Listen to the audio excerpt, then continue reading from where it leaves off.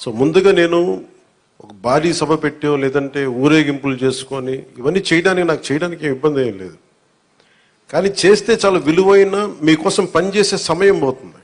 పైగా నేను తీసుకునేవి చాలా కీలకమైన శాఖలు, పంచాయతీరాజ్ శాఖ, అటవీ పర్యావరణ శాఖ, దాంతోపాటు పొల్యూషన్ ఉంటుంది, పొల్యూషన్ శాఖ, అలాగే సైన్స్ అండ్ టెక్నాలజీ. పంచాయతీరాజ్లో దాదాపు 3 చాలా కీలకమైన విభాగాలు ఉంటాయి.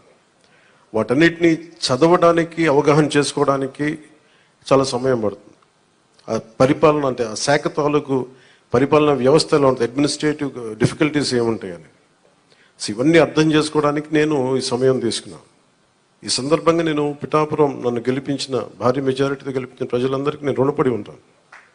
నేను ఎక్కువ మాటలు చెప్పి తక్కువ పని చేయదలుచుకోలేదు, తక్కువ చెప్పి ఎక్కువ పని చేయదలుచుకుంటున్నాను.